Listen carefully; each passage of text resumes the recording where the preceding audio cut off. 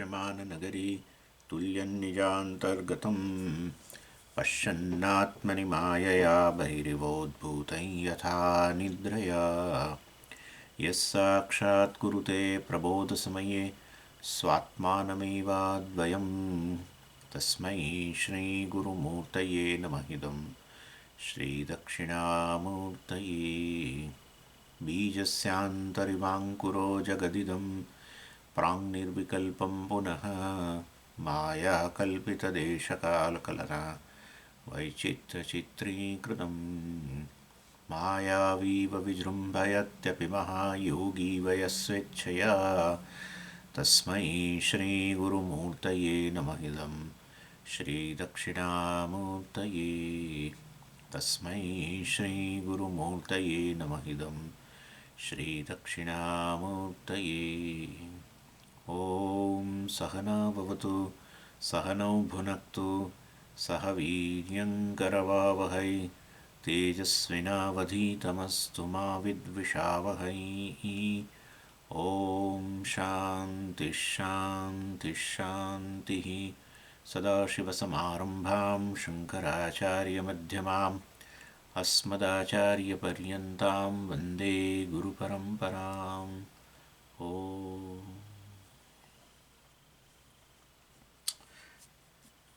એટલે આ નિષ્કર્મ સિદ્ધિમાં આપણે 52મા શ્લોકનું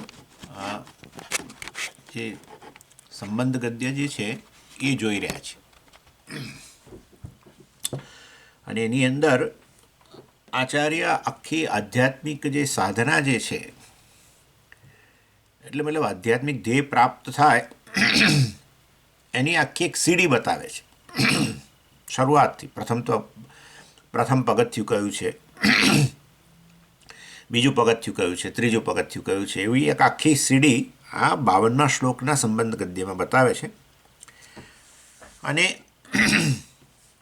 એ બતાવવા માટે છેવટે કે કર્મ જે છે એનો બહુ કર્મનો એનો ફાળો છે મોક્ષ પ્રાપ્તિમાં. આધ્યાત્મિક ધ્યેય જે છે એની પ્રાપ્તિમાં એનો ફાળો જરૂર છે, પરંતુ એનો મર્યાદિત ફાળો છે. કર્મથી મોક્ષ પ્રાપ્ત થઈ જાય એવું જે કર્મવાદીઓ કહેતા હોય છે એ વસ્તુ સત્ય નથી. એટલે બતાવે છે કે આધ્યાત્મિક આધ્યાત્મિક સીડી જે છે એમાં કર્મ તો આ પ્રથમ તબક્કો છે, પછી બીજું બધું ઘણું છે, અને છેવટે જ્ઞાનથી મોક્ષ વગેરે પ્રાપ્ત થાય છે. એના માટે થઈને બતાવવા માટે કે કર્મથી મોક્ષ પ્રાપ્ત થઈ જાય જાણે કે છેલ્લું પગથિયું, એવું નથી. કર્મ તો બહુ પ્રારંભિક તબક્કામાં છે, અને એ રીતે એટલા માટે થઈને આ બધા તબક્કા બતાવે છે. પહેલું કયું છે? પહેલું પગથિયું નિત્ય કર્મ અનુષ્ઠાનાત ધર્મ ઉત્પત્તિ. આપણે ગઈ વખતે જોયું હતું પણ છતાં રિવાઇઝ કરું છું. નિત્ય કર્મ અનુષ્ઠાનાત, આ નિત્ય કર્મો જે છે નિત્ય નૈમિત્તિક કર્મો અર્થાત પંચમહાયજ્ઞ. આપણે નિત્ય નૈમિત્તિક કર્મ બોલીએ તો પછી તરત મનની સ્વિચ બંધ થઈ જાય. આ નિત્ય નૈમિત્તિક કર્મ આવ્યા, વેદના બધા કર્મો આવ્યા, ચાલો બંધ. કારણ કે એ તો વૈદિક કર્મો જ કયા છે ખબર નથી, અને હોય તોય આપણે કરતા નથી. સંધ્યાવંદન છે ને આ કે આ અગ્નિહોત્રને કોઈ દાડો આ સંધ્યાવંદન શબ્દ જ કદાચ માંડ સાંભળ્યો હશે આપણે તો, કે અગ્નિહોત્ર શબ્દ માંડ સાંભળ્યો હશે. શબ્દ શું છે એની અંદર એ તો એ જ ખબર નથી. પછી એ કર્મના અનુષ્ઠાનની તો વાત જ ક્યાં છે. એટલે હવે અહીંયા નિત્ય નૈમિત્તિક કર્મ એટલે હું હંમેશા પંચમહાયજ્ઞ કહું છું ને એ બધા કરી શકે એવી વસ્તુ જ છે, કોઈ ના પાડી શકે એવું નથી.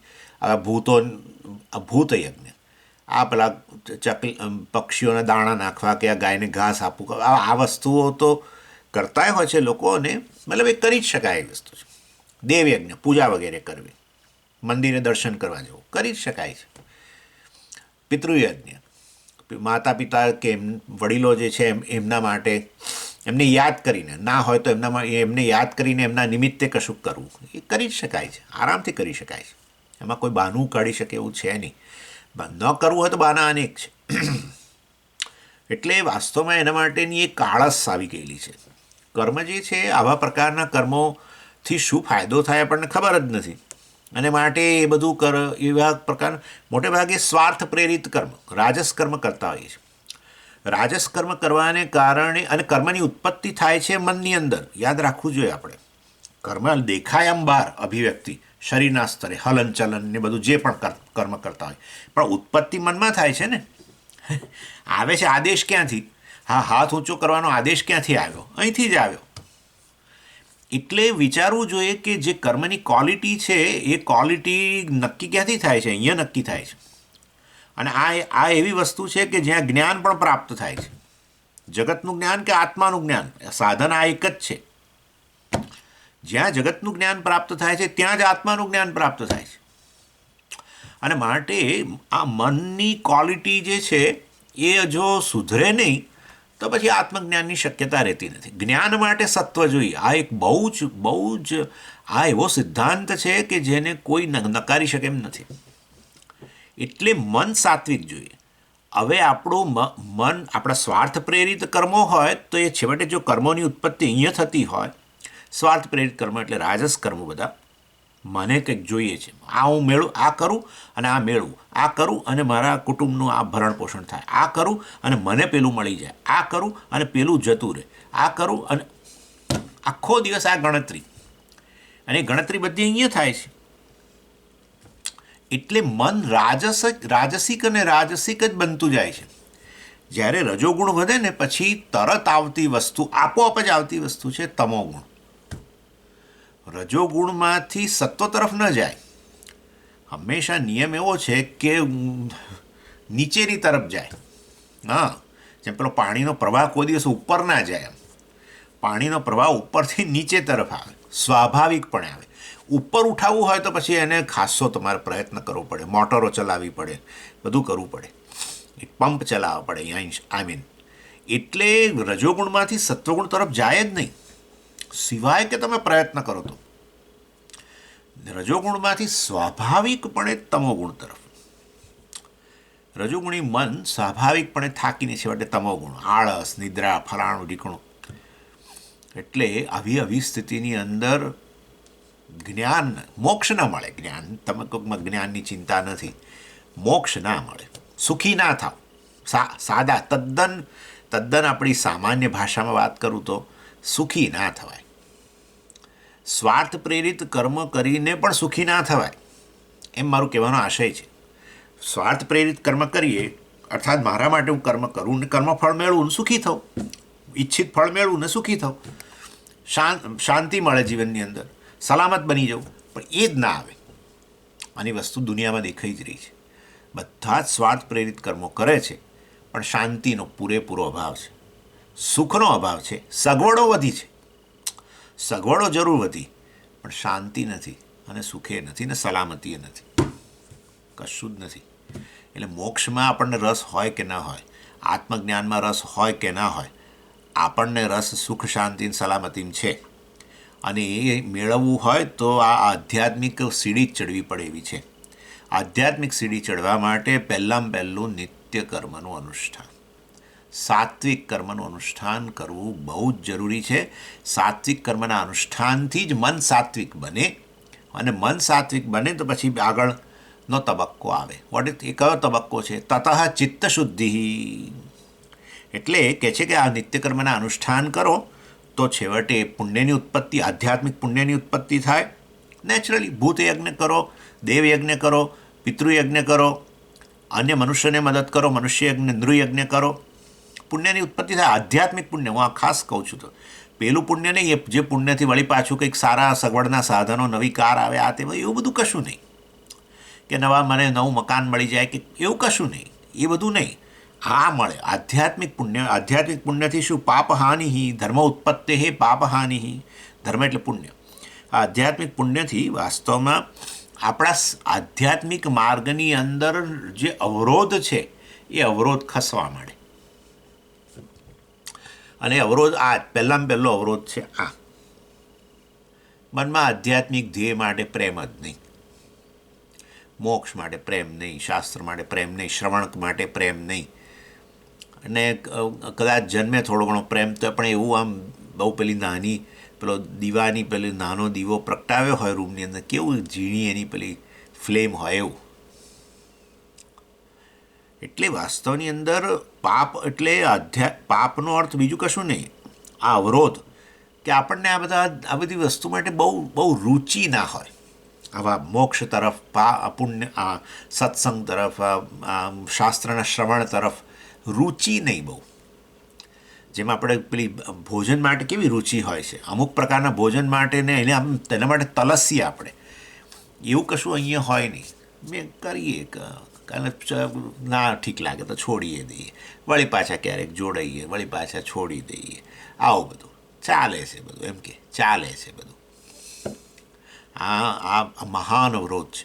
અને એ અવરોધ જાય પેલા નિત્યકર્મના અનુષ્ઠાનથી, પંચમહાયજ્ઞના અનુષ્ઠાનથી વાસ્તવની અંદર એ આધ્યાત્મિક પુણ્યની ઉત્પત્તિ કરે અને આ અવરોધો પાપને હટાવે.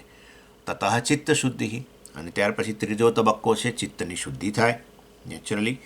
તતઃ સંસાર યાથાત્મ્ય અવબોધ, અને આ ચિત્ત શુદ્ધિ થાય તો પછી સંસાર યાથાત્મ્ય, સંસારની યથાર્થતાનો અવબોધ જ્ઞાન થાય, સમજણ આવે, હા આ બધું નકામું છે. અર્થાત આ દોષ દર્શન સંસારની અંદર, અર્થાત ભૌતિક જીવન માટે, ભૌતિક જીવન પ્રત્યેની રુચિ જતી રહે. ભૌતિક જીવન એટલે શું? ભૌતિક પદાર્થોના સતત સંપર્કની જે એક ઝંખના, હંમેશા ભૌતિક પદાર્થોના ઝંખના. જીવનમાં ઉન્નતિનું સાધન ભૌતિક પદાર્થો છે, અને સતત એનો સંસર્ગની જ ઈચ્છા, એમાંથી રુચિ જતી રહે. રુચિ સમજો, દ્વેષ નહીં, તમે જાણો કે એ તમારા મનમાં એ માટેનું મૂલ્ય ન રહે. કહું ભૌતિક પદાર્થોનું અતિશય મૂલ્ય ન રહે. તમે જાણો છો કે મારે જે મેળવવું છે એમાં આનો કોઈ ફાળો જ નથી. મારે જીવનની અંદર હું જે મૂળભૂત ઈચ્છા લઈને આવ્યો છું, જન્મ્યો છું, અને હું નહીં, બધા મનુષ્યો જે મૂળભૂત ઈચ્છા લઈને જન્મ્યા છે, અને જેના માટે જેની એ લોકો સતત ઝંખના કરે છે અને જેના માટે સતત પ્રયત્ન કરે છે, એ વસ્તુ આનાથી તો ના જ મળે. એ વસ્તુ ન તો મને પૈસાથી મળે, ન મને કોઈક સગવડોથી મળે, કશાથી ન મળે. આ બધા કેવળ સગવડના સાધનો છે. આ બધા કોઈ સુખના સાધનો, શાંતિના, સલામતીના સાધનો છે જ નહીં. આવું સ્પષ્ટ સમજનું નામ જ ચિત્તશુદ્ધિ છે, અને જ અંતઃકરણની શુદ્ધિ કહેવાય. એટલે આવું ચિત્તશુદ્ધિ હોય તો આવો સંસાર યાથાત્મ્ય, સંસારની યથાર્થતા, સંસાર એટલે શું એ બરાબર અવબોધ એ સમજાઈ જાય આપણને. અર્થાત એ બધી વસ્તુમાં ભૌતિક પદાર્થોની અંદર એ દોષ દર્શન કરી શકે આરામથી.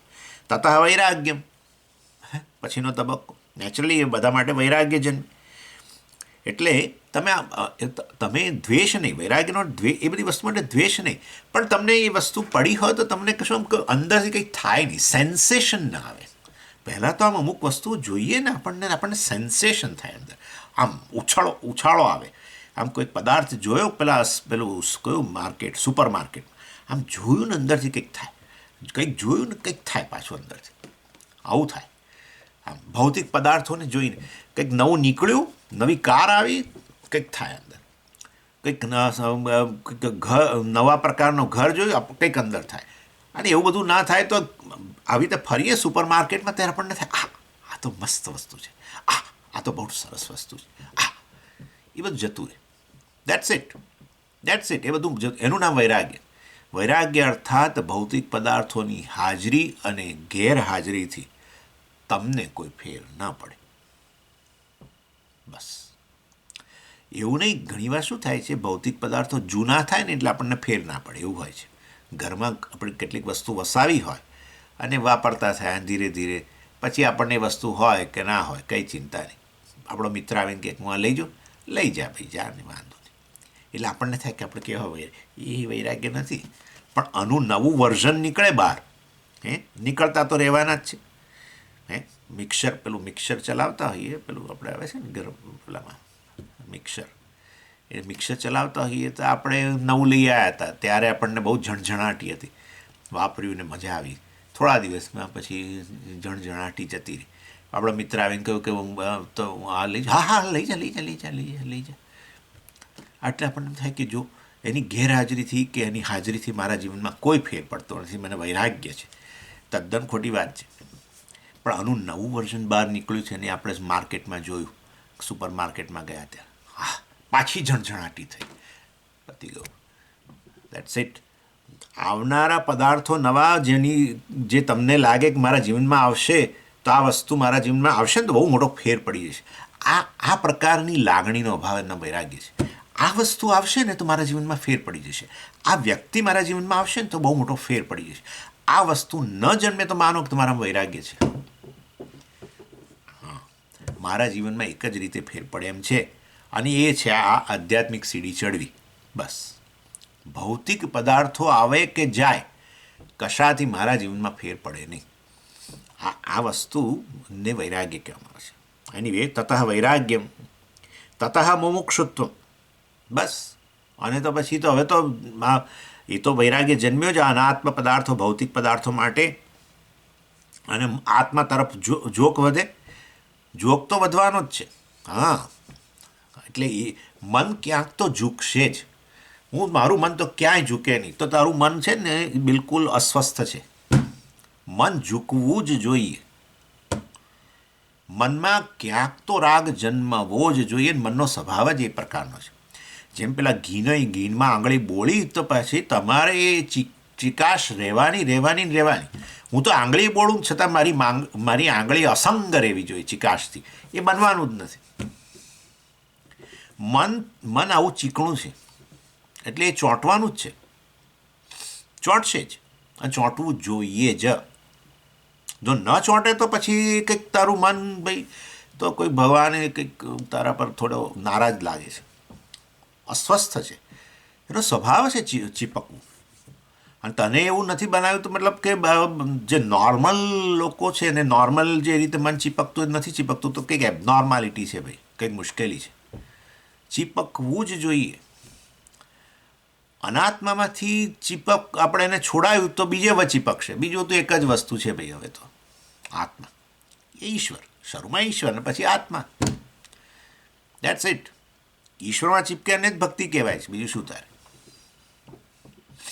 અને હવે એ તો આ તો મુમુક્ષુ, કારણ કે એને તો આ ચિત્ત શુદ્ધિ વગેરે થઈ છે, અવરોધો ગયા છે, એટલે આ મોક્ષ વગેરે માટે અત્યંત પ્રેમ જન્મ્યો છે. અને જાણે છે કે આત્મા જ મોક્ષ છે, આત્મા જ મુક્ત છે, આત્મા જ મુક્તિ છે. આત્મા જ સ્વરૂપથી જ ફ્રી છે, એકદમ ફ્રી બર્ડ.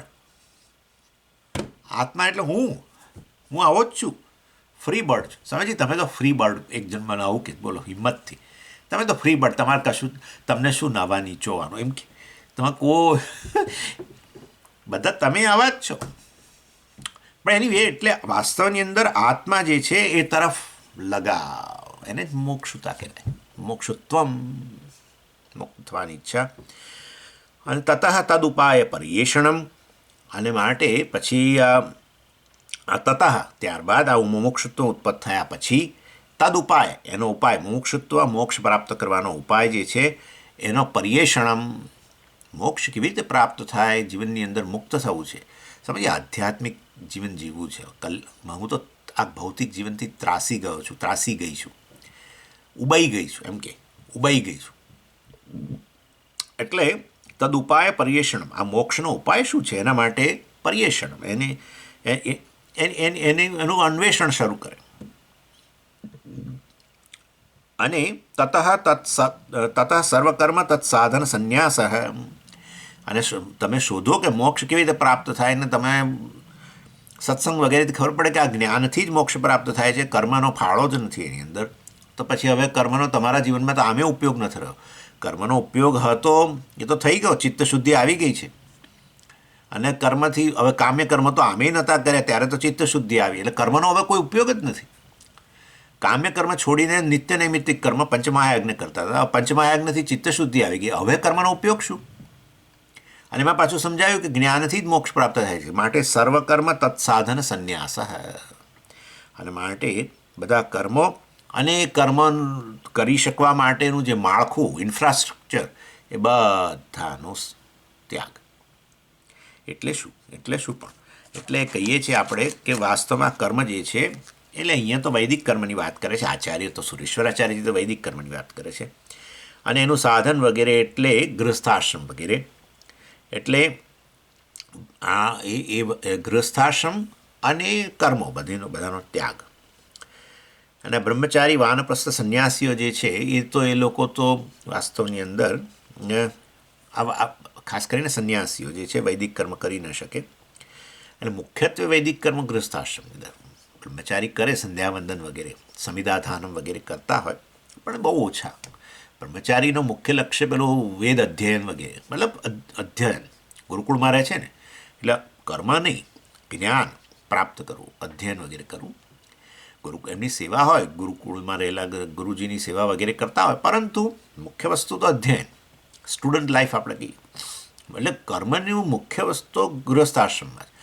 કર્મ કરવા માટેનું માળખું જ ગૃહસ્થાશ્રમ, ઇન્ફ્રાસ્ટ્રક્ચર, એ વાસ્તવની અંદર છોડી દીધું. એટલે એનો આચાર્ય કહેવાનો આશ્રમ છે સંન્યાસ આશ્રમ લીધો, એટલે ચતુર્થ આશ્રમનો સ્વીકાર. એટલે એની અંદર યજ્ઞોપવિત અને પેલી શિખા વગેરે જે જમાનામાં વૈદિક કર્મ માટેનું એનો ત્યાગ, આ બંને રાખવામાં આવે. કારણ કે વૈદિક કર્મ કરવા હોય તો એક તો યજ્ઞોપવિત જોઈએ અને પેલી ચોટલી જોઈએ, બંને જોઈએ, બંનેનો ત્યાગ એમ. એટલે સંન્યાસ વખતે એ લોકો શું કરતા હોય, ગુરુજી એની ચોટલી કાપી નાખે અને અને આ જનોઈ જે વગેરે છે એ પેલી વ્યક્તિ પેલા નદીમાં ઊભા જ સંન્યાસ લેતી વખતે એ જનોઈ કાઢીને વહાવી દે. એનીવે, એટલે હવે આ સ્વામીજી હવે આજના જમાનામાં યોગ્ય નથી જણાતો. આજે હું એ વાત કરવાનો છું અને વસ્તુ બિલકુલ સાચી છે. આ પ્રકારનો સંન્યાસની વાતો એ વૈદિક કાળની વાત હતી. હવે તો વૈદિક કર્મ જ નથી કરતા, તો વૈદિક કર્મના ત્યાગની વાત તો બોલવાનો પ્રશ્ન જ નથી.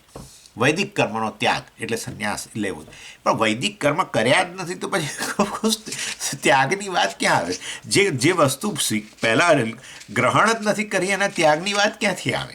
એટલે હવે જરા વસ્તુને જુદી રીતે જોવી પડશે. એટલે વર્ણાશ્રમ ધર્મ વગેરે જે છે એનો આપણે ત્યાગ કર્યો જ નથી, અને માટે એને છોડવાની કોઈ વાત જ નથી.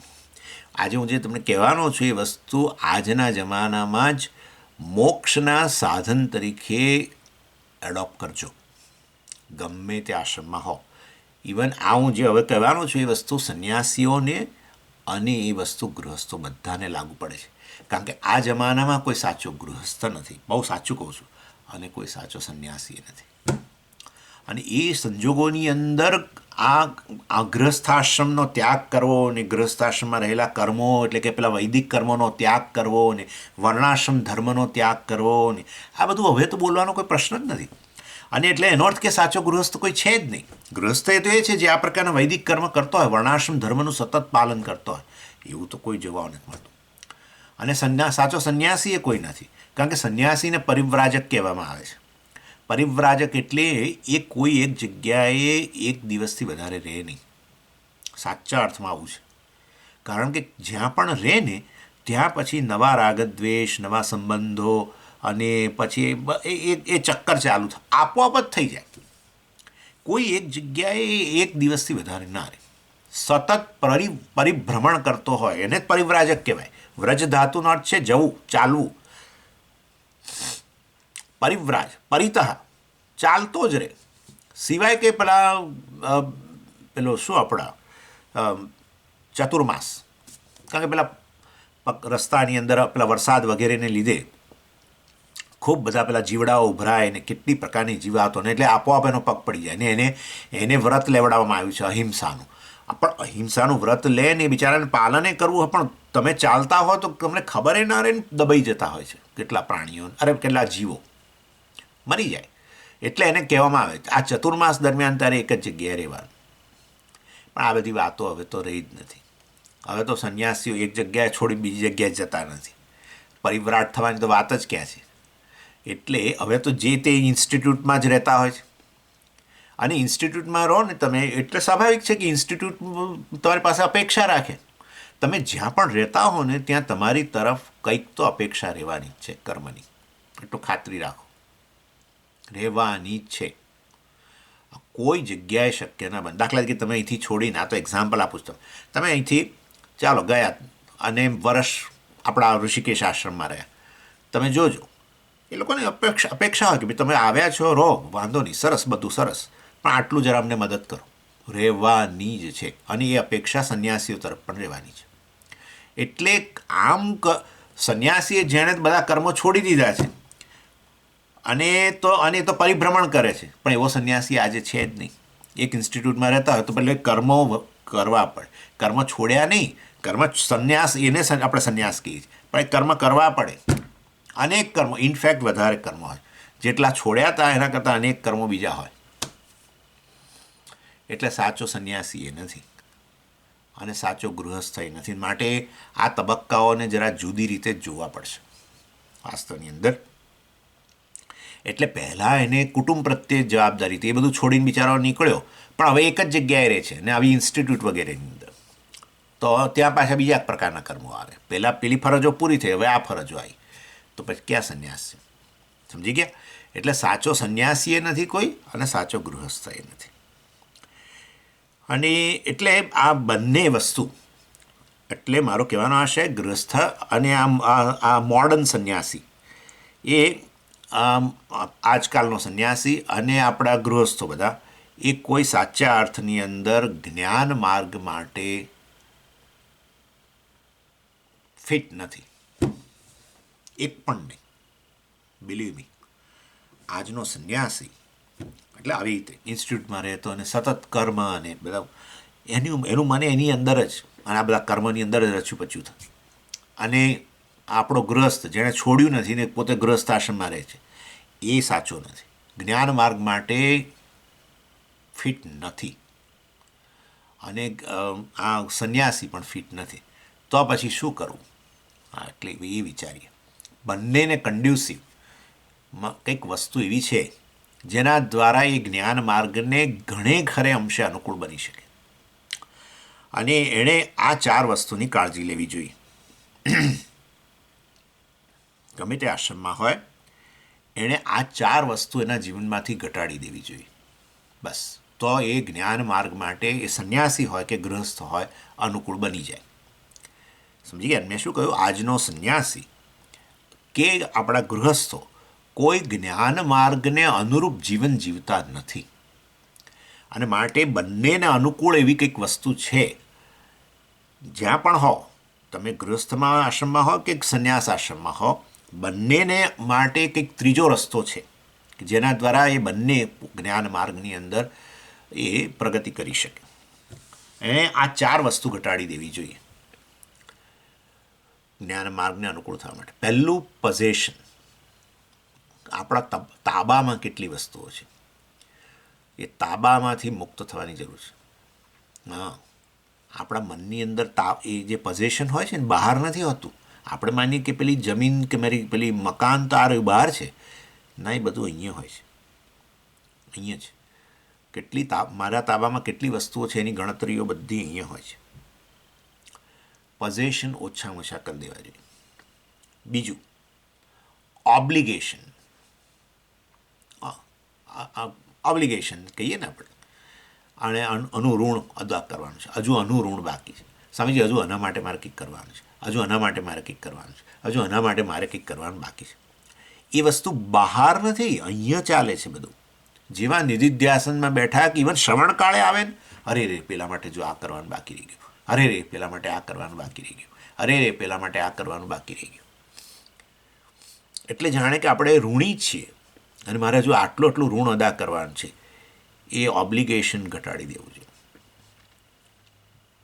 એટલે પણ સમજી જતું નથી તો પછી કોમ્પ્રોમાઇઝ થશે. નથી જતું તો કોમ્પ્રોમાઇઝ થશે. કોમ્પ્રોમાઇઝ એટલે શું? આ જ્ઞાન માર્ગમાં આપણે પ્રગતિ બહુ ન કરી શકીએ, આટલી વાત છે. અત્યારે ન કરી શકો તો આ વસ્તુ તમારા મનમાં રાખો કે આપણે આ 4 ઘટાડવાની જરૂર છે. જો મારે ગૃહસ્થાશ્રમમાં રહીને જ્ઞાનને અનુરૂપ જ્ઞાન પ્રાપ્ત કરીને મોક્ષ પ્રાપ્ત કરવાની મારી જો ઈચ્છા હોય અદમ્ય, તો આ 4 વસ્તુ ઘટાડવાની જરૂર છે. આજે ન ઘટાડી શકું તો કાલે ઘટાડવું તો પડશે. અને સંન્યાસીએ તો આ બધી વસ્તુમાંથી આમ તો ડિક્લેર કરેલું છે કે મારી પાસે કોઈ પોઝેશન નથી ને મારે હવે કોઈનું ઋણ નથી ને બધું. પણ આજનો સંન્યાસી ઋણવાળો જ છે ને આજનો સંન્યાસી આવો અનેક પ્રકારના પોઝેશનવાળો છે. તે એણે પણ આ બધું ઘટાડી દેવું જોઈએ, નહીં તો સંન્યાસ લઈને જ્ઞાન નહીં પ્રાપ્ત થાય. એટલે બીજી વસ્તુ છે ઓબ્લિગેશન. ત્રીજી વસ્તુ છે રિલેશનશિપ. સંબંધો ઓછા કરી દેવાના, નવા સંબંધો તો બનાવવા જ નહીં. કોઈ ધિક્કાર કશું નથી. આ પ્રત્યેક સંબંધ બહાર નથી બનતો, બધો અહીંયા હોય છે. આને ખાલી કરવાની વાત કરી રહ્યો છું. જે કન્સર્ન કહીએ છીએ આપણે, કન્સર્ન્સ, અનેક પ્રકારની કન્સર્ન હોય છે આપણા મનની અંદર સવારથી તે રાત સુધી. એ બધું આ બધા વસ્તુઓને કારણે હોય છે. અને એ બધું હોય એટલે પેલું જ્ઞાન પ્રવેશતું નથી, અને પ્રવેશેલું હોય તો એ વસ્તુ ટકતી નથી, કારણ કે આ બધા બહુ પાવરફુલ છે. એટલે મનને ખાલી કરવા માટે આ બધું ઘટાડો, પોઝેશન ઓછા કરો, ઋણની પેલી ભાવના, ઓબ્લિગેશન, એ ઓછું કરી દો. જીવનમાં ઘણું કર્યું, બધી ફરજો અદા કરી, પણ સ્વામીજી અમે નથી કરી શકતા, તો પછી હવે ઈશ્વરને પ્રાર્થના કરો. બીજો કોઈ રસ્તો નથી. ત્રીજું, આ રિલેશનશિપ, સંબંધો ઓછા કરો, નવા સંબંધો બનાવો, આ કરું તે કરું, પેલાની ઓળખાણ, આની ઓળખાણ, એને મળવું ને પેલા ઓવર. કારણ કે આ આત્મજ્ઞાન છે ને બે એવું છે કે એ કોઈ એક દિવસનું કામ છે નહીં, સાચું કહું તો. અને એક દિવસોનું કામ હોય તો પણ વાસ્તવની અંદર આપણું મન એની અંદર રતપ્રત થવાની જરૂર છે. કારણ કે અજ્ઞાન અને એમાંથી જન્મેલા જે બધા ભ્રમ છે ને એ એટલા બધા દ્રઢ થઈ ગયેલા છે આપણા મનની અંદર કે એ વસ્તુને કાઢવા માટે આપણું મન જે છે એને આ આત્મજ્ઞાનની અંદર રોકવાની જરૂર છે. જ્યારે આપણું મન છે પેલે આ બધામાં રોકાયેલું છે, પોઝેશન્સની રોકાયેલું છે, સંબંધોમાં રોકાયેલું છે. તમે જુઓ છો સંબંધોમાં કેટલો માનસિક રીતે મુશ્કેલીઓ ઊભી થાય છે. કોઈ પણ સંબંધ નવા રાગ દ્વેષ ઉત્પન્ન કરે છે, એટલું યાદ રાખજો. કોઈ પણ સંબંધ, કોઈ પણ ભલી વ્યક્તિ સાથે, ઇવન તમારો સ્વામી સાથે સંબંધ થાય તો સ્વામી માટે રાગ જન્મી શકે કે દ્વેષે જન્મી શકે, બંને જન્મે. સતત રાગ ન હોય, ક્યારેક દ્વેષે જન્મે. સ્વામી હોય તો એથી શું? આ તો એક્ઝામ્પલ આપું છું. કોઈને પણ માટે તમારા મનમાં સંબંધ આવે એટલે રાગ દ્વેષ જન્મે. સંબંધ નથી હોતો ત્યાં તમારા રાગ દ્વેષ નથી હોતા. ત્રાહિત વ્યક્તિ હોય છે, તમને કંઈ ચિંતા નથી, તમે ટોટલ ઉદાસીન છો. અરે ઘણીવાર તો એવું હોય છે કે તમારો સંબંધ નથી હોતો અને તમે એને કંઈક જુઓ કે મતલબ કે તમને ગમતું ના હોય એવું જુઓ તો પણ તમને એક સહેજ અણગમો આવે, પણ જતું રહે. આપણને થાય કે આપણે ક્યાં એની સાથે સંબંધ છે, આવું કહીએ છે. અને જો ખંખેરીએ નાખો જ છો. પણ જો સંબંધી કોઈક રીતે બનાવ્યો એને, કોઈ પણ પ્રકારે મિત્ર બનાવ્યો, આ બનાવ્યો, તે બનાવ્યો, જે પણ પ્રકારનો સંબંધી બનાવ્યો, તો પછી સંબંધ દ્વારા એ વ્યક્તિ સાથે જોડાયા એટલે એને ખેંચો અથવા તમે એના તરફ ખેંચાયા, જે હોય તે. વ્યક્તિ નજીક આવી કે તમે એની નજીક ગયા એટલે તરત રાગ દ્વેષ શરૂ થયા. થવાનું ને થવાનું જ. એટલે એટલા માટે જગતની અંદર કેટલી બધી વસ્તુ એવી છે જેના માટે આપણને રાગ દ્વેષ વગેરે નથી, જેવું છે એવું સ્વીકારીએ છીએ તો મજા જ છે આપણે. પેલો બોડો પહાડ, બહુ બોડા પહાડો અહીંયા અમેરિકામાં જોયા, બોડા તદ્દન ઝાડ જ નહીં, બોડો પહાડ, તો આપણને કશું થતું નથી. જોઈને જેવો છે એવો આપણે જોઈને મજા જ કરે, હા કેવો સરસ છે બોડો છે, તો કે કેવો સરસ. આ નદીનું વહાણ આમ ચાલતું એટલે આમ ચાલે ને ઘડીકમાં દેખાય ને ઘડીકમાં જતું રહે, કંઈ ચિંતા નથી. ના પણ હું તો આટલે દૂરથી જોવા આવ્યો તો મારે તો નદીનું વહેણ તો પૂરેપૂરું મને દેખાવું જ જોઈએ, આ તો છુપાઈ ગયું આમ થઈ. દ્વેષ કશું જન્મતું જ નથી, મજા જ જેવું છે એવું સ્વીકારો છો, કારણ કે બહુ સંબંધ નથી આપણો. પણ ઘરની વ્યક્તિઓ હોય, પડોશી હોય, આ હોય, આપણે ઓફિસમાં કંઈક કામ કરતા હોય, સંબંધી થયા ને કોઈક રીતે, કોઈક સંબંધ તો છે. આપણે નોકરી કરનાર ને એ નોકરી આપનાર ને જે પણ સંબંધ હોય, સંબંધ આવ્યો એટલે રાગદ્વેષ આવે ને આવે જ. અને અહીંયા રાગદ્વેષની અસરમાંથી મુક્ત થવાની વાત છે. એટલે રિલેશનશિપ વધારવા નહીં. ના મને તો હું તો ગમે એટલા સંબંધો બાંધું, મારા રાગદ્વેષ ના જ એમને આવા ભ્રમમાં રહેશો નહીં. બહુ ચોખ્ખી વાત કરું છું. સમયજી તમે અમને અમારું અવમૂલ્યન ના કરો. અવમૂલ્યન નહીં, આ થવાનું જે સ્વામી હોય તો થાય. અને ગમે એવો હોય, ભલો હોય, સંબંધ બાંધશો તો નવા રાગદ્વેષ આવશે જ. માટે પણ અમે બધા જોડે સંબંધ નહીં રાખે. લોકો શું કહે, ભાઈ એ ચિંતા સાધક ન કરે, આવી ચિંતા, આવી પ્રકારની કન્સર્ન એ ન રાખે. જેને જે બોલવું એ બોલે. જોઈ લો આપણા ભક્તો, મીરાબાઈ હોય કે આ હોય, તે બધા જે આ માર્ગે નીકળ્યા છે પછી આવી બધી ચિંતા ન કરે. પેલો શું કહેશે ને પેલા બેન શું કહેશે ને પેલા ભાઈ શું કહેશે, જેને જે કહેવું હોય કે. કારણ કે કહેનાર વ્યક્તિ પૂરેપૂરો સંસારમાં ડૂબેલો છે, માટે એના કહેણને તમે સાચું ન લઈ શકો. જે સંસારમાં ડૂબેલો છે, જેણે જીવનની અંદર કોઈ પ્રગતિ જ સાચા અર્થમાં પ્રગતિ જ નથી કરી, જે જીવનમાં આધ્યાત્મિક રીતે સફળ વ્યક્તિ કોઈક હોય ને એ કંઈક કહે તો આપણે જરૂર સ્વીકારી લઈએ, કારણ કે એ વ્યક્તિ આધ્યાત્મિક રીતે સફળ થયો છે અને મારે સફળ થવું છે, માટે એના શબ્દોની મારે કિંમત હોવી જોઈએ. પણ જે વ્યક્તિ ભૌતિક રીતે સફળ હોય પણ આધ્યાત્મિક રીતે ઝીરો હોય, એના શબ્દોને શું કિંમત આપણે રાખવાની?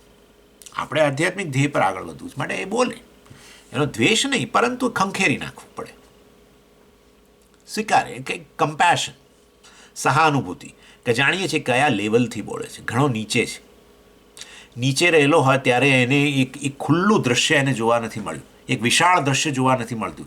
જે પહાડ પર ચડે છે એને વિશાળ દૃશ્ય મળે છે, જે ખીણમાં રહે એને ક્યાંથી એની તો દૃષ્ટિ ટૂંકી થઈ ગઈ, ચારે બાજુ પહાડો છે. એ ટૂંકી દૃષ્ટિવાળી વ્યક્તિ પછી કદાચ કોઈક આ જગત વિશે કંઈક કહે તો આપણે એને કેવું કહીએ કે હજુ બિચારાને ખબર નથી, નીચે છે ને એટલે આપણે પહાડ પર ચડી ગયા છે એમ નહીં. જે વ્યક્તિ પહાડ પર ચડ્યો હોય ને એ કંઈક કહે તો આપણે એની વાત સ્વીકારીએ, એમ મારું કહેવું છે. આપણે તો હજુ પહાડ ચડી રહ્યા છીએ, પણ આપણે ખીણમાંથી ઉપર તરફ જઈ રહ્યા છીએ, અને માટે આપણે કોની વાત સ્વીકારીએ? દૃશ્ય કેવું દેખાય છે એના માટે કોની વાત સ્વીકારીએ? જે પહાડ પર છે એની વાત સ્વીકારીએ, જે ખીણમાં છે એની વાત ન સ્વીકારીએ. એવું છે જે સંસારની અંદર ગળાડૂબ છે, ભૌતિક પદાર્થોની અંદર ગળાડૂબ છે. તમે જાણો છો કે ભ્રમ જ છે, એ ફસાઈ ગયેલો છે વ્યક્તિ. કશાકને સુખનું ને કશાકને સલામતીનું સાધન ને કશાકને આ બધું શાંતિનું સાધન માને છે, અને વલખા જ મારે છે, વલખા જ છે. તમે જાણો છો કે સુખ એ વસ્તુ સત્ય નથી. તમે તમારા જીવનમાં અનુભવેલી વસ્તુઓ છે કે આ બધું હોય છતાં આ બધું નથી મળતું, એ તમે અનુભવેલું છે, માટે એના પ્રત્યે સહાનુભૂતિ હોય છે, દ્વેષ નહીં. એક બાળક કંઈક વાત કરે ને છતાં આપણે જાણીએ છીએ કે એ જે કહે છે એમાં સત્ય નથી, છતાં પણ આપણે કેવું હસી કાઢીએ છીએ, એવું છે. એટલે આ પ્રકારે આ કન્સર્નમાંથી મુક્તિ, સંબંધ નહીં રાખવું તો નહીં રાખવું એટલે તોડવાની વાત નથી કરતો, પણ એક પ્રકારની ઉદાસીનતા. આવો ને બેસો ને ફલાણું કરીએ ને ઢીકણું કરીએ, ફાઇન, દેટ્સ ઓકે, બરાબર, આવીશ ક્યારેક, આવીશ એમ કેવું, જઈ આવું ક્યારેક બાજુ, બરાબર. પણ એ વ્યક્તિ ધીમે રહીને સમજી જાય, પ્રેમથી સમજાવી દેવાનો કે મને બહુ રસ નથી. એ બહુ મહત્વનું છે. પ્રેમથી, ના હું તો નહીં આવું, અમે તો બધા હવે આધ્યાત્મિક સાધકો છીએ, અમે તો આ બધા સાથે બેસીએ નહીં, અને આવું બધું અમને બહુ ગમતું, આવું ભાષણ આપવાની જરૂર નથી. એટલે ઇન શોર્ટ, આ રિલેશનશીપમાંથી મુક્તિ, ઘટાડો અને ટ્રાન્ઝેક્શન, વ્યવહાર. હવે એની જોડે આ વ્યવહાર કરું, પેલાનો પેલો વ્યવહાર કરું, પેલાની જોડે પેલો વ્યવહાર કરું, આ બધા ચાર ફેક્ટર જે છે એમાંથી એને ઘટાડતા જવું. સંન્યાસી હોય, મોડર્ન સંન્યાસી કે મોડર્ન ગૃહસ્થ, તો જ્ઞાનને અનુરૂપ તમારું મન તૈયાર થશે. એક જ વસ્તુ છે, મનને તૈયાર કરવું હોય તો આ ચાર વસ્તુઓ ઘટાડવાની જરૂર છે. એટલે એનીવે, અને માટે સર્વકર્મ તત્સાધન સંન્યાસ વાસ્તવની અંદર એટલે કર્મો અને એના સાધનો અર્થાત ગૃહસ્થ વગેરે, અર્થાત એનું માળખું વગેરે, એનો સંન્યાસ, ત્યાગ, એટલે આ ચાર વસ્તુઓને ઘટાડવી. તો પછી મન જે છે રોકાણોમાંથી મુક્ત થઈ ગયું. પોઝેશનને લીધે રોકાણો હતા, કેટલાય સંબંધોને લીધે મન રોકાયેલું રહેતું હતું, કેટલાય પ્રકારના પેલા ઋણની ભાવનાને કારણે, એટલે કૃતજ્ઞતાની લાગણીને કારણે આપણું મન રોકાયેલું હતું. પેલા માટે આ તો કરવું પડે ને, એણે માટે એણે મને આ બહુ કર્યું છે, મારે એનામાં પેલા માટે આ કરવું પડે ને, એણે મારું બહુ કર્યું છે, મારે પેલાના માટે આ કરવું પડે ને, એણે મારું બહુ આ કર્યું છે. આખો દિવસ ચાલતું હોય છે, અને એ પણ મારા મનમાંથી જતું નથી. તો એ કરો પછી ના, પણ અમને તો પછી આ જ્ઞાને પ્રાપ્ત કરું, તો એ તો શક્ય નહીં બને. એટલે આ પ્રકારનો સંન્યાસ આજની જરૂરિયાત છે, મોડર્ન ટાઈમમાં આ પ્રકારની જરૂરિયાત છે. આ ચાર વસ્તુ ઘટાડવી, તો આવો પ્રકારના સંન્યાસ લેવાની બહુ કોઈ આવશ્યકતા નથી. આ રીતે આપણી સભાનતા આ પ્રકારની હોય કે મનને મારે કેવી રીતે રોકાણોમાંથી મુક્ત કરવું, બસ આ ધ્યેય છે. જ્ઞાન પ્રાપ્તિને અનુકૂળ બનાવવું મનને, એટલે કે મનને રોકાણોમાંથી મુક્ત કરવું, એટલે કે મનને આ ચાર વસ્તુઓના રોકાણમાંથી મુક્ત કરવું. તતઃ યોગ અભ્યાસ, અને પછી આચાર્ય કહે છે ત્યાર પછી અષ્ટાંગ યોગનો અભ્યાસ કરવો જોઈએ. એની અષ્ટાંગ યોગની વાત એટલા માટે કરે છે કે મનને થોડું જરા તૈયાર કરવું. એટલે શેના માટે? પણ મનને તો તૈયાર તો કર્યું પેલા રોકાણ, મન રોકાણમાંથી મુક્ત થયું, પણ હજુ એ જ્ઞાનને અનુકૂળ બનાવવા માટે, એને આ રીતે નિધ્યાસનને અનુકૂળ બનાવવા માટે, અધ્યયનને અનુકૂળ બનાવવા માટે અષ્ટાંગ યોગ વગેરે, અર્થાત આ પ્રાણાયામ જે છે કે શરીર એક તો શરીરને પહેલાં તો ઠીક બનાવવું પડે. આની ચર્ચા ઘણી કરી શકાય એવી છે. એટલે શરીર જે છે એને હેલ્ધી બનાવો, અને એમાં યોગનો ઘણો મોટો ફાળો છે. તમારે બેસવું હોય એક જગ્યાએ ધ્યાનમાં કે શ્રવણ માટે, અને તમે 15-20 મિનિટ થાય તમને થાય કે ઊભા થઈ જવું પડશે, મારાથી નહીં બેસાય, થાય છે ને આવું બધું. અથવા તો આપણે કંઈક શરીરમાં બીજી ગરબડો થતી હોય, તો યોગનો અભ્યાસ એ શરીરને સ્વસ્થ બનાવે, મનને પણ સ્વસ્થ બનાવે. પ્રાણાયામ છે આ તે બધું, અને યમ નિયમ વગેરે જે છે. એટલે પણ સ્વામીજી હવે અષ્ટાંગ યોગની વાત કઈથી લઈએ? અમે તો હવે આ બધામાં એની અંદર તો આપણી દૈવી સંપત્તિ છે, આપણા 20 મૂલ્યો ભગવાને જે વાત કરી છે એ બધી વસ્તુઓ એમ ગણો. એટલે એ પણ મનને સ્વસ્થ બનાવે જ છે. અમાનિત્વમ અદંભિત્વમ અહિંસા ક્ષાંતિ આર્જવમ વગેરે વગેરે. એટલે પણ અહીંયા આચાર્ય યોગ અભ્યાસની વાત કરે છે એટલે આપણે એનો ઉલ્લેખ કરીએ છીએ.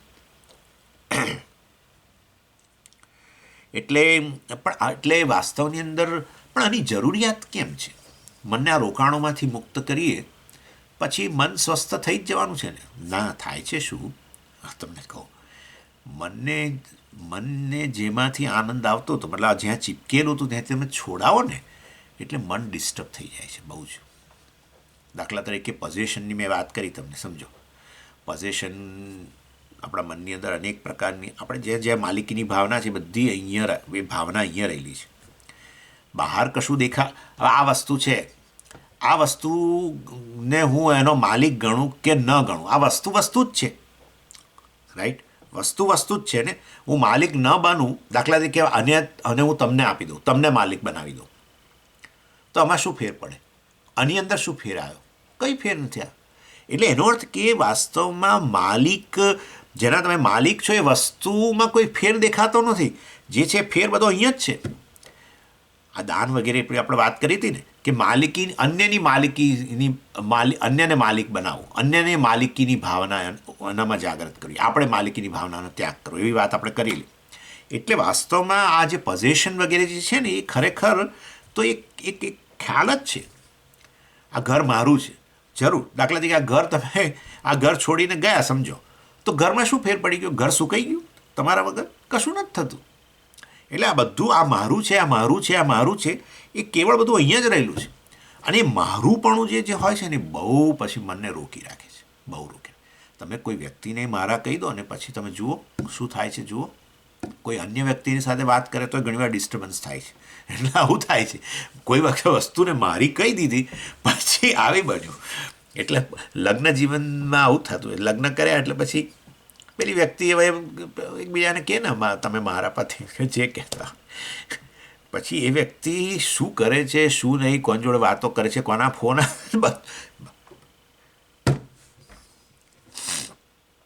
એ સિવાયની બધી કન્સર્ન હોય છે. મારે બહુ એમાં ચર્ચા કરવાની જરૂર નથી. પણ એટલે ઇન શોર્ટ, આ મારું એકવાર તમે કહો કોઈ વસ્તુને, તો વસ્તુમાં ફેર પડ્યો નથી. વસ્તુને તમે મારું કહ્યું તેથી વસ્તુ જાડી થઈ એવું નથી કે પાતળી થઈ, કશું નથી થયું. કેવળ અહીંયા છે. સમજી, પોઝેશન તો બહાર રહેલા છે. તમે આવું આ કેમ કહો છો પોઝેશન ઓછા કરી દેવા? અરે પોઝેશન બહાર નથી, અહીંયા છે. વસ્તુ જ છે. એ તો આને જતી જ રહે છે ને. આપણા તાબામાં રહેલું, દાખલા કે ધન કોઈ લૂંટી જાય, ધન કોઈ દિવસ રડતું નથી કે અરે હું તો પેલા મારે તો એની પાસે જવું છે, એવું કશું કરતું નથી. પેલાનું બની ગયું. આવું જ થાય છે. એટલે ખરેખર આ બધા મનના ખ્યાલો છે. આપણે જીવસૃષ્ટિનો જ ભાગ કહીએ છીએ. ચાલો એ બધું હવે ચર્ચા નહીં કરું. પણ એટલે વાસ્તવની અંદર એ બધામાંથી છોડાઈએ છીએ ને મનને, એટલે મન અસ્વસ્થ બની જાય છે, અસ્વસ્થ થઈ જાય છે. એ અસ્વસ્થ મનને સ્વસ્થ કરવાનો ઉપાય છે યોગ. માટે યોગનો અભ્યાસની વાત કરે છે. કારણ કે અત્યાર સુધી એમાંથી આનંદ આવતો હતો, પેલા સંબંધોમાંથી આનંદ આવતો હતો બધો. સંબંધોમાં હા હા હી અને બધું વાતો ચીતો ને હા તે પાર્ટીઓ, એમાંથી બધો આનંદ આવતો હતો. હવે બધામાંથી છોડાવવાનું કહ્યું, મોક્ષનું મૂલ્ય છે માટે આ બધામાંથી છોડાવ્યું ને છોડાવ્યું. મન વિહવળ રહે છે, પણ આ બધું છોડે છે ને એટલે મનમાં એક પ્રકારનો અવકાશ, શૂન્યાવકાશ સર્જાય છે. અને એને એટલે એ હજુ એટલું તૈયાર નથી થયું મન જ્ઞાન માટે યોગના અભ્યાસની વાત કરે છે. એનીવે એટલે આ મેં તમને આ સંબંધોની વાત કરી, સંબંધો ઓછા કરી દેવા, આ બધું એટલે મન એમાં શૂન્યાવકાશ સર્જાય. એટલે ઇન શોર્ટ કહેવાનો આશા એટલા માટે યોગના અભ્યાસની વાત કરી. એટલે આપણા જેને આ લોકો વિડ્રોઅલ સિમ્ટમ્સ કહે, વિડ્રોઅલ સિમ્ટમ્સ એટલે આ પ્રકારે તમે બધું મુક્ત થાવ ને એટલે મને એટલું સ્વસ્થ રહેતું નથી. એટલે એને સ્વસ્થ બનાવવા માટે આ પ્રકારે કહ્યું. અને ભગવદ્ ગીતાની અંદર પણ ભગવાને આ પ્રકારની એટલે આ શું છે, આ સંબંધો વગેરેમાંથી મુક્ત થવું એ જે કહ્યું ને એટલે એના લીધે એનો થયો સમજીએ આ તો જીવન હવે એકલતા તરફ જઈ રહ્યું છે. એકલતા તરફ નહીં, એકાકીપણું. અર્થાત ભગવાને જે તમને ખબર હોય તો કહ્યું વિવિક્ત દેશ સેવિત્વમ અરતિર જન સંસદી, એ મૂલ્ય તરીકે બતાવ્યું. વિવિક્ત દેશ સેવિત્વમ, વધુને વધુ એકલા રહેવાની, એકલતા નહીં, એકલા રહેવા માટેનું મૂલ્ય, સિક્લુશન માટેનું મૂલ્ય આપણામાં હોવું જોઈએ. સંબંધોના ત્યાગની વાત કરી એટલે એના સંદર્ભમાં ખાસ તમને કહું છું. યોગી યુંજીત સતતમ આત્માનમ રહસી સ્થિત એકાકી યત ચિત્તાત્મા નિરાશી અપરિગ્રહ એક્સેટ્રા. ભગવાને અન્યત્ર પણ કહ્યું, આ 6 અધ્યાયની અંદર 10મા શ્લોકમાં પણ કહ્યું કે જો વ્યક્તિએ આત્મજ્ઞાન પ્રાપ્ત કરવું હોય, 6ઠો અધ્યાય એટલે ધ્યાન યોગ, નિધિધ્યાસનને અનુકૂળ મન બનાવવું હોય, જ્ઞાનમાં નિષ્ઠ થવું હોય, જ્ઞાનનું ફળ મેળવવું હોય, નિધિધ્યાસન કરી ન શકતા હો, નિધિધ્યાસન નિષ્ફળ જતું હોય, કરવા માટેની તમને આરામાં તૈયારી જ ન થતી હોય, તો તમે જીવનમાં આ 4 વસ્તુ તો ઘટાડો, પરંતુ આ મનને યોગ અભ્યાસ વગેરેથી પણ તૈયાર કરો, અને તો નિધિધ્યાસન તમે સફળ રીતે કરી શકશો. યોગી યુંજીત સતતમ આત્માનમ રહસી સ્થિત. રહસી એટલે અહીંયા એકાકી, વાસ્તવમાં એકલા રહેવા માટેની જે છે એ તૈયારી.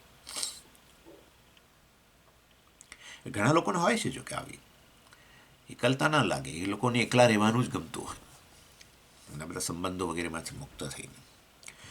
આમાં બે વસ્તુ હોય છે. ઘણા લોકોને અતિશય લઘુતા ગ્રંથિ હોય છે, એના કારણે કોઈને પણ મળવાનું ન ગમે, કારણ કે વધારે ને વધારે એ નાનમ લાગે, પોતાના વિશેની નાનમ વધુ અનુભવાય. જ્યારે બીજા સાથે સંબંધ બાંધે એટલે એનામાં કંઈક તમને તમારા કરતાં ચડિયાતું દેખાય, એટલે વધારે નાનમ લાગે, એટલે લોકોથી દૂર જ ભાગે. એ તો મનની થોડી મુશ્કેલી છે. આ તો એને તો પ્રેમ છે એકલા રહેવા માટે અને આત્મચિંતન કરવા માટે એકલા રહેવું છે.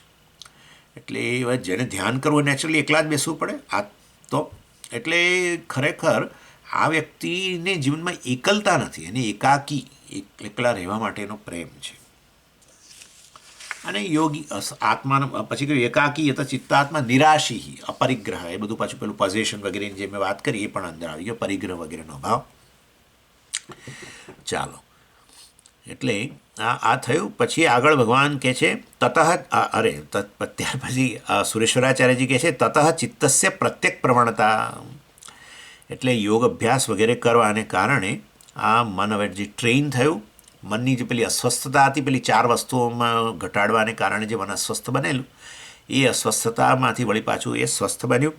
અને તતઃ ચિત્તસ્ય પ્રત્યેક પ્રવણતા, યોગ અભ્યાસ પછી મન આ રીતે જે કમ્ફર્ટેબલ બની ગયું, એ હવે શ્રવણ મનન નિધિધ્યાસન માટે તૈયાર થયું. પ્રત્યેક પ્રવણતા એટલે વાસ્તવની અંદર મેં કહ્યું ને, પ્રત્યેક એટલે સૌથી અંદર રહેલો, એટલે કે આત્મા. આ અંદર રહેલો એવું જે કહેવામાં આવે છે, અર્થાત જેનું વિષયીકરણ ન કરી શકો.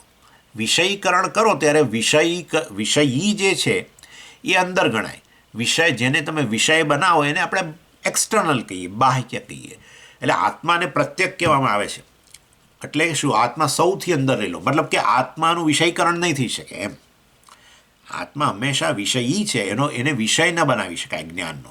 આત્માને જ્ઞાનનો વિષય બનાવનાર પાછો બીજો વિષયી આત્મા, આવું ન હોય એમ. એટલા માટે એ લોકો પ્રત્યેક આત્મા શબ્દ વાપરે. પ્રત્યેક આત્મા એટલે આત્મા એવો છે જેને તમે જ્ઞાનનો વિષય ન બનાવી શકો, જે હંમેશા વાસ્તવમાં જે ચૈતન્ય સ્વરૂપ છે, જે વિષયના રૂપમાં રહેલો છે.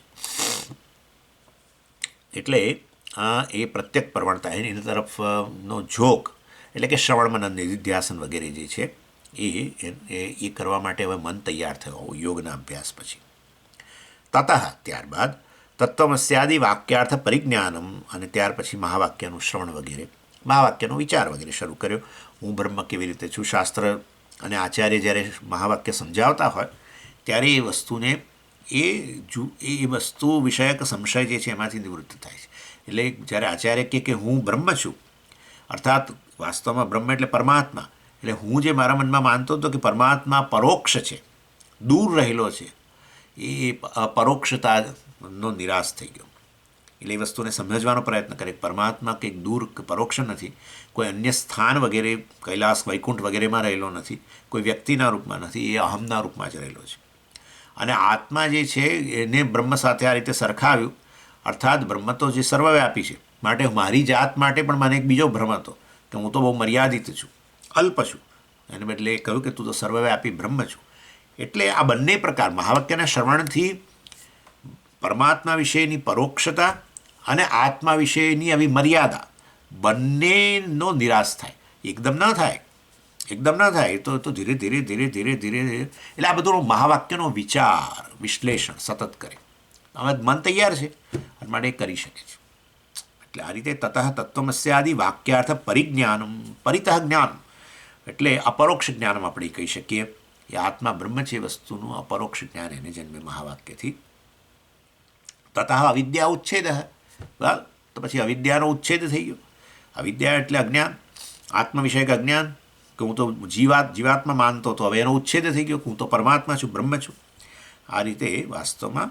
અને તતઃ સ્વાત્મની અવસ્થાનમ, અને ત્યારબાદ આ આત્માની અંદર, અર્થાત આત્મા જે બ્રહ્મ છે એની અંદર એ નિષ્ઠા પ્રાપ્ત કરે, સ્પષ્ટતા તો હતી જ, અને હવે જીવપણું જ એ બિલકુલ નીકળી ગયું. અને અર્થાત આ શરીર મન બુદ્ધિ વગેરે છે એને એ મિથ્યાના રૂપમાં જાણી લે. શરીર વગેરેમાંથી આત્મબુદ્ધિનો બિલકુલ ત્યાગ થઈ ગયો. એને સ્વરૂપ અવસ્થાનમ કહેવાય. આત્મ અવસ્થાનમ, અવસ્થાનમ એટલે એમાં સ્થિત થઈ જવું, એમાં નિષ્ઠ થઈ જવું. આ રીતે આમ તબક્કાઓ બતાવ્યા.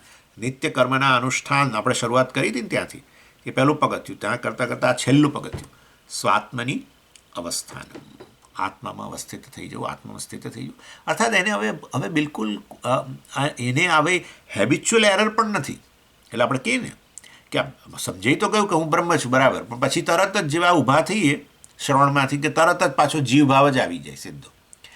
એટલે પેલી હેબિટને કારણે જૂની, પણ એ હવે જતું રહ્યું, તો એને આત્મઅવસ્થાનમ કહેવાય. આ છે ને આ યોગની અંદર વપરાતો શબ્દ છે, આત્મની આ સ્વરૂપ અવસ્થાનમ, આત્મઅવસ્થાનમ વગેરે. એ આચાર્ય શબ્દો વાપરે છે અહીંયા. અર્થાત મુક્ત થઈ ગયો, જીવન મુક્તિ. એટલે આ અપરોક્ષ જ્ઞાન સાથે જ આપણો જીવ વિશેનો, જગત વિશેનો, ઈશ્વર વિશેનો બધાના ભ્રમ દૂર થઈ ગયા. પહેલાં તો આ જીવ જગત અને ઈશ્વર કર્મયોગી હતા ત્યારે આપણે તો આ ત્રણે ત્રણ સત્ય જ માનતા હતા કે હું જીવ છું, મારે ચિત્ત શુદ્ધિ કરવી છે, મારે જ્ઞાન પ્રાપ્ત કરવું છે, મોક્ષ પ્રાપ્ત કરવો છે. એટલે પોતાને તો જીવ માનતો જ તો કર્મયોગી. અને આ જગત જે છે એમાં જ પંચમહાયજ્ઞ, જગતમાં રહેલા ભૂતો છે એના માટે કંઈક કરે, જગત પિતૃઓ છે એના માટે કંઈક કરે, દેવતાઓ છે જગતની અંદર એના માટે કંઈક કરે. એટલે જગતને સત્ય માનતો હતો, પોતાને જીવ માનતો હતો, અને એના દ્વારા ઈશ્વરની કૃપા પ્રાપ્ત કરવાનો પ્રયત્ન, ઈશ્વરને પોતાનાથી ભિન્ન માનતો હતો. એટલે કર્મયોગી તો જીવ જગત અને ઈશ્વરને ભિન્ન માને છે, પરંતુ આવી રીતે છેવટે આ જ્ઞાન પ્રાપ્ત કરીને એ જીવ જગત અને ઈશ્વર વાસ્તવમાં એ તો કેવળ દેખાવ જ છે, ખરેખર એક બ્રહ્મ પરનો અધ્યારોપ જ છે. એ વસ્તુ એના મનમાં સ્પષ્ટ થઈ ગઈ. એટલે હવે આ પ્રારબ્ધ વગેરે પણ જે છે એ પણ વાસ્તવની અંદર મિથ્યા છે વસ્તુ, એને બરાબર સમજાઈ ગઈ. જીવને હોય ને પ્રારબ્ધ, કોને હોય? જીવને હોય. બ્રહ્મને મળી શેનું પ્રારબ્ધ? બ્રહ્મનું પ્રારબ્ધ શું? એટલે હવે એ પોતે પ્રારબ્ધવાળો છે, આવા પ્રારબ્ધવાળો, તેવા પ્રારબ્ધવાળો વગેરે પણ હવે કહેતો નથી. એટલે આ રીતે વાસ્તવની અંદર આ બધા તબક્કાઓ અહીંયા બતાવવામાં આવ્યા. અને પછી આ તો એકવાર જીવન મુક્તિ પ્રાપ્ત કરી, હવે આવી વ્યક્તિ જે છે એટલે પ્રારબ્ધ પૂરું થઈ જશે તો પણ પછી હવે એને એ વ્યક્તિ વિદેહી મુક્તિ પ્રાપ્ત કરશે. કારણ કે આત્માને પ્રારબ્ધ જ નહોતું તો વળી પછી હવે હું આત્મા જે વસ્તુની સ્પષ્ટતા આવી ગયા પછી, હું બ્રહ્મ છું એ પ્રકારની સ્પષ્ટતા આવી ગયા પછી અત્યારે તો મુક્ત છે જ, અને આ શરીર વગેરેને પતન થઈ ગયું પ્રારબ્ધનું દ્વારા, તો પછી પ્રારબ્ધ પૂરું થયું એટલે તો પછી હવે ફરી પછી જન્મ જેવી કોઈ વસ્તુ જ નથી. જીવને વળી જન્મ હોય, જે પોતાને પ્રારબ્ધવાળો માનતો હતો એને માટે બધું હતું. આ તો આ વ્યક્તિ માટે હવે નવી જન્મ વગેરેની પણ આવશ્યકતા રહેતી નથી. તમે જુઓ, જે જન્મે છે એ આ ઈચ્છા લઈને જન્મે છે, એની ઈચ્છા પૂરી થઈ ગઈ. કઈ ઈચ્છા લઈને જન્મે છે? મોટા બનવાની ઈચ્છા લઈને જન્મે છે ને બધાને બ્રહ્મ જ બનવું છે. બ્રહ્મથી અન્ય કશું, એનાથી લેશ માત્ર ઓછું ચાલે એમ નથી. આનાથી નાનું થી કોઈને સંતોષ થવાનો નથી. અને જોઈ લો, દુનિયાની અંદર મોટા મોટા એમ્પાયરો હોય છે, કેટલું આપણને થાય કે એક દેશની ઇકોનોમી, એક દેશની આર્થિક જે સ્થિતિ હોય એવી કોઈ વ્યક્તિ, ધનિક વ્યક્તિની પાસે એટલી સંપત્તિ હોય તો આપણને થાય કે હા, એ તો પોતાને કેવો માનતો છે. નથી હોતું સાહેબ. હા, એ હજુ પોતાને નાનો જ માને છે. હજુ કંઈક એને કંઈક છે, હજુ બીજી કંપનીઓ મેળવી લઉં, આ કરી નાખું, તે કરી નાખું. આ વડાપ્રધાનો બનો ને પ્રેસિડેન્ટો બનો તો હવે પાછું કંઈક હોય છે. હવે પેલા સાર્ક દેશોનો વડા બની જવું, ફલાણાનો વડા બની જવું, ક્યાં અંત જ નથી. તમે એકવાર તમારી જાતને મર્યાદિત માન્યો પછી ગમે એટલું પ્રાપ્ત કરો તો એ મર્યાદાવાળા જ રહેવાના છો. ગમે એટલું એડિશન કરો ને, સંખ્યા હોય ને, એક સંખ્યા હોય, સંખ્યામાં તમે ગમે એટલો ઉમેરો કરો ને, છેવટે જે સંખ્યા આવે મર્યાદિત જ હોય. આ તો સામાન્ય સિદ્ધાંત છે. 1 કરોડ લાવો સ્વામીજી, એની અંદર હું બીજા 5 કરોડ ઉમેરું. આ લોન ઉમેરો 6 કરોડ મર્યાદિત. કેમ મર્યાદિત? હજુ એક ઉમેરી શકશો, હજુ એક ઉમેરી શકશો, હજુ એક ઉમેરી શકશો. તમે ગમે એટલી મોટી સંખ્યામાં ને કહો ને, દાખલા તરીકે 20 મિનિટ સુધી તમે નંબર બોલ્યા કરો, સમજો, કલ્પના કરો, 20 મિનિટ સુધી તમે કોઈ નંબર બોલો, હું કહું કે હજુ એ અલ્પ જ છે. કેમ? હું અંદર +1 કરી દઉં છું, પતી ગયું. That's it. આ એક આનું નામ સંસાર, લાઈફ ઓફ બિકમિંગ. બહુ ખતરનાક વસ્તુ છે. બહુ જ ખતરનાક વસ્તુ છે. કંઈક બનવું છે, હજુ કંઈક બનવું. આ તો સાધકોમાં છે ને, હજુ કંઈક એમને બિચારાઓને પેલું સંસ્કૃત શીખી લઉં, પેલું કરી નાખું, પેલું કરી નાખું, પેલું કરી નાખું, પેલું કરી નાખું, પેલું કરી નાખું, પેલું કર. જે કરવું એ કરો, પણ ઉમેરવાથી કોઈ ફેર પડશે નહીં. અહમની અંદર ફેર પડે એમ નથી, કારણ કે અહમ સ્વરૂપથી જ પૂર્ણ છે. એના વિશે ભ્રમ સેવી લીધો કે હું અલ્પ છું, અને પછી હવે ઉમેરો કરવાથી અલ્પને તમે અનંત ન બનાવી શકો. અલ્પમાં ઉમેરો કરવાથી અલ્પ જ રહેવાય, અને એ અલ્પનું અનંતથી અંતર અનંત જ છે. આજે દાખલા તરીકે અનંતથી અંતર મારું જે છે, ના સમજીએ 5 વર્ષમાં હું થોડું બીજું ઉમેરું તો અનંતથી અંતર ઘટે ના, અનંતથી અંતર અનંત જ રહે.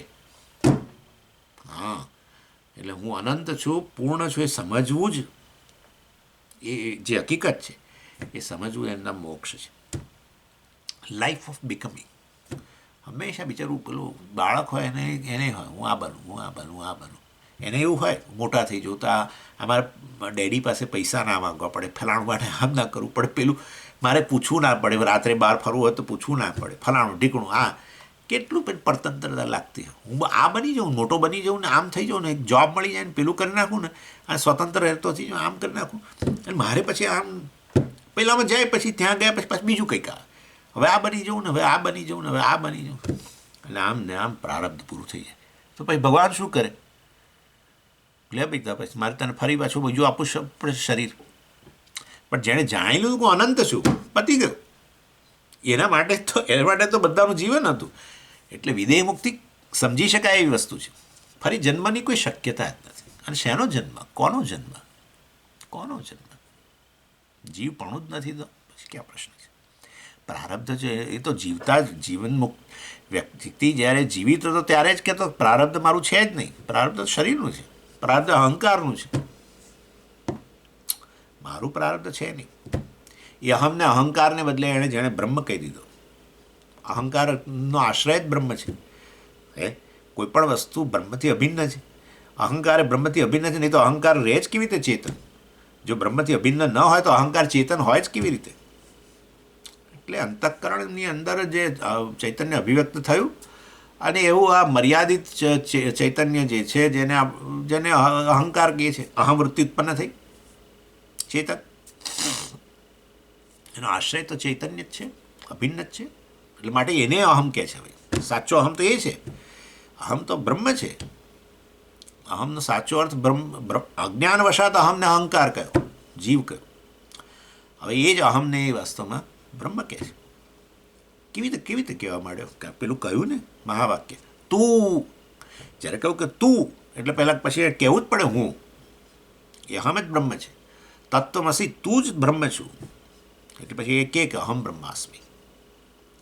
મહાવાક્યનું નામ એ છે કે જે વાસ્તવમાં અહમને જેને જીવ માનતો હતો એને જ બ્રહ્મ સાથે સરખાવવામાં આવ્યો, એને જ ઇક્વેશન, સમીકરણ કર્યું. એટલે બીજું કોઈ નથી કે મારામાં બ્રહ્મ રહેલું છે, મારામાં ચૈતન્ય રહેલું છે નહીં. એ કંઈ જ્ઞાન નથી. હું બ્રહ્મ છું. અહમને વાસ્તવિક રીતે એણે આ અનાત્મ વગેરે જે મિથ્યા છે એમાંથી અહમ બુદ્ધિ દૂર કરી જ્ઞાનને કારણે. ચાલો, એટલે આ રીતે છેવટે વિદેહ મુક્તિ પણ પ્રાપ્ત કરે. તો એના માટે આટલું બધું તમે બોલી ગયા, એના માટે પ્રમાણ છે કે? તો એટલે કહ્યું કે સુરેશ્વરાચાર્યજીએ કહ્યું બ્રહ્મૈવ સન બ્રહ્માપ્યેતી.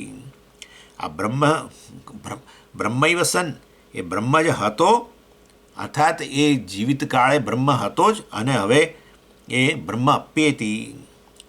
એટલે જીવનમુક્ત વ્યક્તિ વિદેહ મુક્તિ મળે એ માટે કોઈ છે તમારી પાસે કે ફરી જન્મશે નહીં વગેરે અને મુક્ત થઈ જશે, એના માટે તમારી પાસે કોઈ પ્રમાણ છે? એટલે કહ્યું ને, હા, બ્રહ્મૈવ સન બ્રહ્મ અપ્યેતી. જીવિત હતો ત્યારે તો હું બ્રહ્મ છું કહેતો જ તો, અને હવે જાણે આ મૃત્યુ પછી, અર્થાત પ્રારબ્ધ પૂરું થયા પછી, શરીરના પતન પછી પણ બ્રહ્મ અપ્યેતી, બ્રહ્મ સાથે એક થઈ ગયો. બ્રહ્મ જ કહેતો હતો અને બ્રહ્મ સાથે એક થઈ ગયો. વિમુક્તશ્ચ વિમુચ્યતે, કઠોપનિષદ પેલું જે છે આપણા બૃહદારણ્યક ઉપનિષદની અંદર, અને અહીંયા વિમુક્તશ્ચ વિમુચ્યતે. બૃહદારણ્યક ઉપનિષદના 4થા અધ્યાયની અંદર 4થા બ્રાહ્મણમાં 6ઠ્ઠો મંત્ર, બ્રહ્મૈવ સન બ્રહ્મ અપ્યેતી. અપ્યેતી એટલે પ્રાપ્ત કરે છે, બ્રહ્મ સાથે એક થઈ જાય છે, વિદેહ મુક્તિ.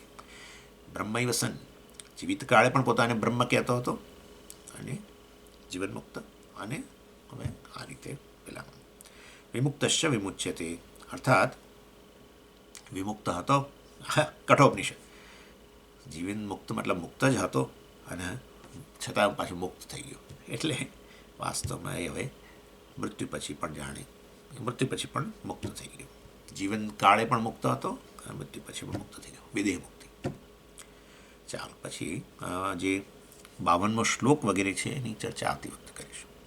ઓમ પૂર્ણમદ પૂર્ણમિદમ પૂર્ણાત પૂર્ણમુદચ્યતે પૂર્ણસ્ય પૂર્ણમાદાય પૂર્ણમેવાવશિષ્યતે. ઓમ શાંતિ શાંતિ શાંતિ. હરિ ઓમ શ્રી ગુરુભ્યો નમઃ. હરિ ઓમ.